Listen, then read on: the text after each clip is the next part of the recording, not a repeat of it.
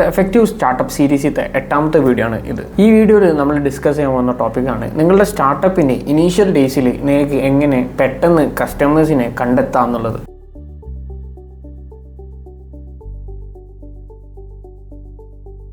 ഒരു സ്റ്റാർട്ടപ്പിൽ ഇനീഷ്യൽ ഡേയ്സിൽ കസ്റ്റമേഴ്സിനെ കണ്ടെത്തണമെന്നുണ്ടെങ്കിൽ സ്ട്രാറ്റജിക്കലി ഏത് മാർക്കറ്റിലേക്കാണോ നിങ്ങൾ പോകുന്നത് ആ മാർക്കറ്റ് നിങ്ങൾ മനസ്സിലാക്കിയിരിക്കണം. ആ മാർക്കറ്റിലുള്ള ആൾക്കാരായിട്ട് റിലേഷൻഷിപ്പ് നിങ്ങൾ ബിൽഡ് ചെയ്തിരിക്കണം. ഇതിനു മുന്നേ നിങ്ങൾ സ്റ്റാർട്ടപ്പ് ലോഞ്ച് ചെയ്യുന്നതിനേക്കാണ്ടി മുന്നേ നിങ്ങളുടെ സ്റ്റാർട്ടപ്പിൻ്റെ റിയൽ വാല്യൂ എന്താണെന്നുള്ളത് നിങ്ങളുടെ കസ്റ്റമേഴ്സിന് നിങ്ങൾ കാണിച്ചു കൊടുത്തിരിക്കണം. ഞാൻ ഈ പറയാൻ പോകുന്ന കാര്യങ്ങൾ യൂസ് ചെയ്യുകയാണെങ്കിൽ നിങ്ങളുടെ സ്റ്റാർട്ടപ്പിലും നിങ്ങൾക്ക് എളുപ്പത്തിൽ കസ്റ്റമേഴ്സിനെ കണ്ടെത്താൻ പറ്റും. ഫസ്റ്റ് വണ്ണാണ് start with your target audience. നിങ്ങൾക്ക് കസ്റ്റമർ വരുന്നതിനേക്കാണ്ടി മുന്നേ നിങ്ങളുടെ കസ്റ്റമർ ആരാണെന്നുള്ളത് നിങ്ങൾ മനസ്സിലാക്കിയിരിക്കണം. നിങ്ങൾ ഐഡിയൽ കസ്റ്റമർ ആരാണെന്നുള്ള ഒരു പ്രൊഫൈൽ നിങ്ങൾ ബിൽഡ് ചെയ്തിരിക്കണം. ഇവർ ഏത് ഡെമോഗ്രാഫിക്സിൽ നിന്നും ഉള്ള ആൾക്കാരാണ്, ഇവരുടെ ബൈയിങ് ബിഹേവിയർ എന്തൊക്കെയാണ്, ഇവരുടെ പെയിൻ പോയിന്റ്സ് എന്തൊക്കെയാണ്. സ്പെസിഫിക് ആയിട്ട് നിങ്ങളുടെ കസ്റ്റമേഴ്സിന് നിങ്ങൾക്ക് പ്രൊഫൈൽ ചെയ്യാൻ പറ്റുകയാണെങ്കിൽ നിങ്ങൾക്ക് എളുപ്പത്തിൽ അവരെ ടാർഗറ്റ് ചെയ്യാൻ പറ്റും. സെക്കൻഡ് വണ്ണാണ് നിങ്ങളുടെ നെറ്റ്വർക്കിനെ നിങ്ങൾ യൂസ് ചെയ്യുക. യൂഷ്വലി ഒരു സ്റ്റാർട്ടപ്പിൻ്റെ ഏർലി കസ്റ്റമേഴ്സ് അവർക്ക് നെറ്റ്വർക്കിൽ ഉള്ള ആൾക്കാർ തന്നെ ആയിരിക്കും. നിങ്ങളുടെ പ്രൊഡക്റ്റ് യൂസ് ചെയ്യാൻ ചാൻസസ് ഉള്ള നിങ്ങളുടെ ഫ്രണ്ട്സ്, കൊളീഗ്സ്, ഫാമിലി മെമ്പേഴ്സിനെ നിങ്ങൾ റീച്ച് ഔട്ട് ചെയ്യാൻ വേണ്ടി ശ്രമിക്കുക. ഇവരെ നിങ്ങൾ റീച്ച് ഔട്ട് ചെയ്യുകയാണെങ്കിൽ ഓബ്വിയസ്ലി ഇവർക്ക് അറിയുന്നത് കൊണ്ട് തന്നെ വാല്യുബിൾ ആയിട്ടുള്ള ഫീഡ്ബാക്കും ഇവർ നിങ്ങൾക്ക് പ്രൊവൈഡ് ചെയ്യാനുള്ള ചാൻസസ് കൂടുതലാണ്. തേർഡ് വണ്ണാണ് റിയൽ ആയിട്ടുള്ള പ്രോബ്ലം നിങ്ങളുടെ സ്റ്റാർട്ടപ്പിൽ സോൾവ് ചെയ്യാൻ വേണ്ടിയിട്ട് നിങ്ങൾ ശ്രമിക്കുക. കസ്റ്റമേഴ്സ് സൊല്യൂഷൻസ് ആണ് പർച്ചേസ് ചെയ്യുക, പ്രൊഡക്റ്റ്സ് അല്ല. അതുകൊണ്ട് തന്നെ നിങ്ങൾ എന്ത് പ്രോബ്ലമാണോ സോൾവ് ചെയ്യാൻ ഉദ്ദേശിക്കുന്നത് ആ പ്രോബ്ലത്തിൻ്റെ മാർക്കറ്റിൽ ഉള്ളതിനെക്കാണ്ടും ബെറ്റർ ആയിട്ടുള്ള ഒരു സൊല്യൂഷന് വേണം നിങ്ങൾ പ്രൊവൈഡ് ചെയ്യാൻ വേണ്ടിയിട്ട്. ഇങ്ങനെ ചെയ്ത് കഴിഞ്ഞാൽ തന്നെ നിങ്ങളുടെ സ്റ്റാർട്ടപ്പിന് കോറായിട്ടുള്ള ഒരു കസ്റ്റമർ ബേസ് നിങ്ങൾക്ക് ബിൽഡ് ചെയ്തെടുക്കാൻ പറ്റുന്നതാണ്. ഫോർത്ത് വണ്ണാണ് പബ്ലിക്കിൽ നിങ്ങളെ സ്റ്റാർട്ടപ്പ് ബിൽഡ് ചെയ്യാൻ വേണ്ടിയിട്ട് ശ്രമിക്കുക. അഥവാ നിങ്ങളുടെ സ്റ്റാർട്ടപ്പ് ജേണി നിങ്ങൾ ഡോക്യുമെൻ്റ് ചെയ്തിട്ട് നിങ്ങളുടെ സോഷ്യൽ മീഡിയയിൽ ഷെയർ ചെയ്യാൻ വേണ്ടിയിട്ട് ശ്രമിക്കുക. ഇതിനെക്കൊണ്ട് നിങ്ങൾക്ക് നിങ്ങളുടെ സ്റ്റാർട്ടപ്പിന് വേണ്ടിയിട്ട് ക്രെഡിബിലിറ്റി ബിൽഡ് ചെയ്യാൻ പറ്റുന്നതാണ്. റീസെൻ്റ്ലി നിങ്ങൾ കണ്ടിട്ടുണ്ടാവും നമ്മളെ വൈറലായ ആദിലിൻ്റെ മുളകുപെട്ടി ബിസിനസ്സിനെ കുറിച്ചിട്ട്. ഇതേപോലെ നിങ്ങളും ഡോക്യുമെൻ്ററി ചെയ്യുകയാണെങ്കിൽ നിങ്ങളുടെ സ്റ്റാർട്ടപ്പിനും ക്രെഡിബിലിറ്റി മാർക്കറ്റിൽ പെട്ടെന്ന് തന്നെ ഉണ്ടാക്കാൻ പറ്റുന്നതാണ്.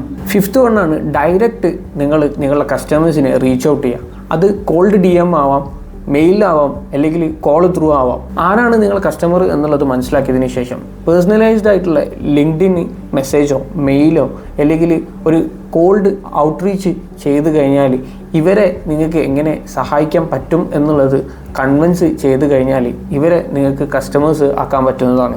ആറാമത്തേതാണ് സ്ട്രാറ്റജിക്കലി ഡിജിറ്റൽ ചാനൽസ് നിങ്ങൾ യൂട്ടിലൈസ് ചെയ്യാൻ വേണ്ടിയിട്ട് ശ്രമിക്കുക. ഇതിനെക്കൊണ്ട് ഉദ്ദേശിക്കുന്നത് എന്താ വെച്ച് കഴിഞ്ഞാൽ സോഷ്യൽ മീഡിയയിൽ ആക്റ്റീവ് ആവുക, സെർച്ച് എഞ്ചിൻ ഒപ്റ്റിമൈസേഷൻ ചെയ്യുക, ഓൺലൈൻ ആഡ്സ് ചെയ്യുക. ഇതിനു പുറമെ നിങ്ങളുടെ സ്റ്റാർട്ടപ്പ് റിലേറ്റഡ് ആക്റ്റീവായിരിക്കുന്ന കമ്മ്യൂണിറ്റിയിൽ ജോയിൻ ചെയ്തിട്ട് നിങ്ങളുടെ ബ്രാൻഡ് മാക്സിമം വിസിബിലിറ്റി കൊണ്ടുവരുത്താൻ വേണ്ടി ശ്രമിക്കുക. ഏഴാമത്തേതാണ് offer something valuable for free. For example recently നമ്മളെ സ്റ്റാർട്ടപ്പിൽ നമ്മൾ കറൻ്റ്ലി 3 മാസത്തേക്ക് നമ്മുടെ സ്റ്റാർട്ടപ്പ് ഫ്രീ ഓഫ് കോസ്റ്റ് ആയിട്ടാണ് കൊടുക്കുന്നത്. അഥവാ $9 നമ്മുടെ പ്ലാന് ക്രെഡിറ്റ് കാർഡ് പോലും ആഡ് ചെയ്യാതെ നമ്മുടെ യൂസേഴ്സിന് ഫ്രീ ആയിട്ട് യൂസ് ചെയ്ത് നോക്കാം. ഇങ്ങനെ ചെയ്യുന്നതിനെ കൊണ്ട് ബെറ്റർ എന്താ വെച്ച് കഴിഞ്ഞാൽ ഒരു പുതിയ കസ്റ്റമർ വരുമ്പം എൻട്രി ബാരിയർ മാക്സിമം കുറച്ച് കഴിഞ്ഞിട്ട് നമ്മുടെ പ്രൊഡക്റ്റ് വാല്യുബിൾ ആണ് എന്നുണ്ടെങ്കിൽ ഭാവിയിൽ ഇവർ പെയ്ഡ് കസ്റ്റമേഴ്സ് ആവാനുള്ള ചാൻസസ് കൂടുതലാണ്. എട്ടാമത്തേതാണ് ഓൾറെഡി നിങ്ങളുടെ പ്രൊഡക്റ്റ് യൂസ് ചെയ്യുന്ന കസ്റ്റമേഴ്സിനോട് റെഫറൻസ് ചോദിക്കുക. കാരണം നിങ്ങളെ പ്രൊഡക്റ്റ് യൂസ് ചെയ്യുന്ന കസ്റ്റമേഴ്സ് ഓൾറെഡി നിങ്ങളിൽ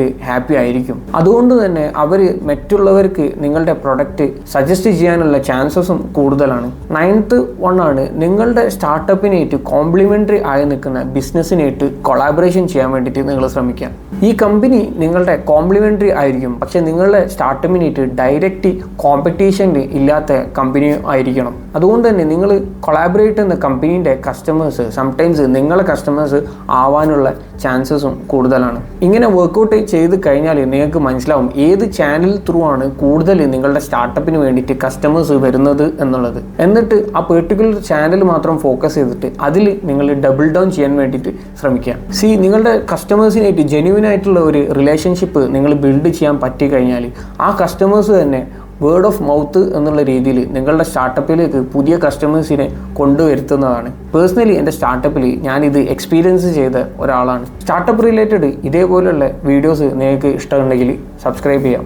നെക്സ്റ്റ് വീഡിയോയിൽ ഏത് ടോപ്പിക്കിനെ കുറിച്ചിട്ടാണ് സംസാരിക്കേണ്ടത് എന്നുള്ളത് താഴെ നിങ്ങൾക്ക് കമൻറ്റ് ചെയ്യാം. Thank you.